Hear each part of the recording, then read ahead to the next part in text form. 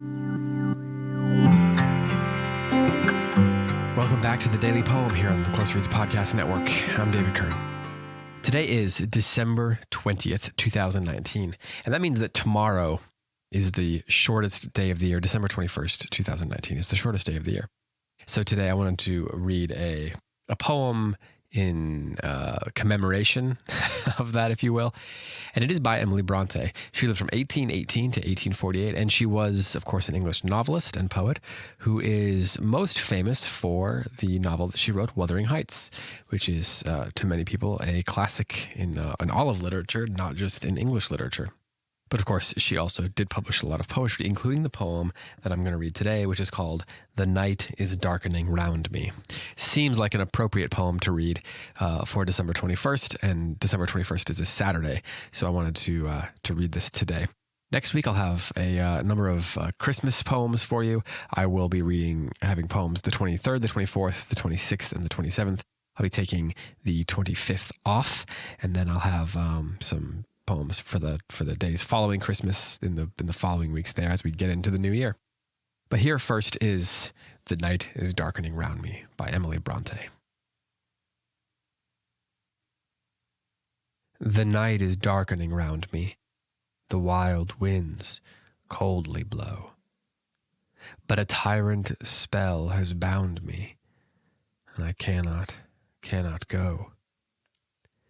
The giant trees are bending, their bare boughs weighed with snow, and the storm is fast descending, and yet I cannot go. Clouds beyond clouds above me, wastes beyond wastes below, but nothing drear can move me. I will not, cannot go.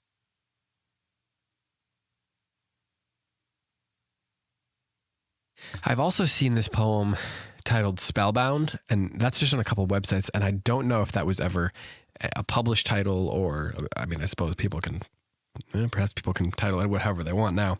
But that is a very interesting choice of a title, because this story has a sort of fairy tale-like vibe to it, a sort of dark fairy tale vibe to it.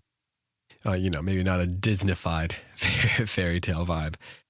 Because our poet has said, a tyrant spell has bound me, and I cannot go. So the night is encroaching all around, as on maybe the shortest day of the year, and the wild winds are coldly blowing. But there's a spell that keeps our poet, our narrator, from going, which of course raises the question: where does our poet want to go?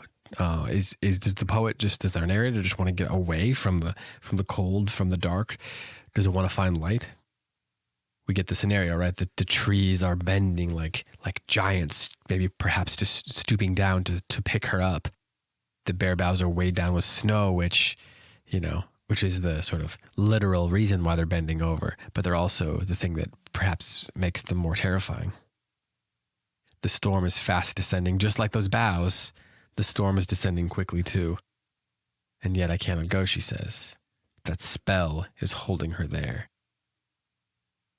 Clouds beyond clouds above me, and waste beyond waste below. But nothing drear can move me. I will not, cannot go, she says. The idea of a tyrant spell is fascinating.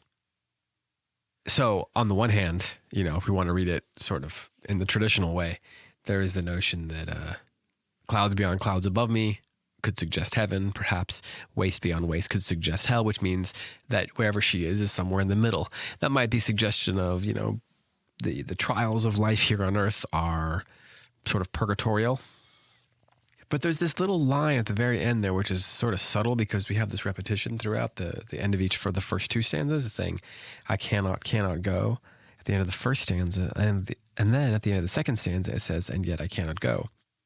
But at the end of the third and final stanza, in the final line, it says, I will not, cannot go, which is a very different thing than to say, I cannot go. That sort of repetition, that anaphora, is altered slightly at the end, giving the poet, the narrator, more agency.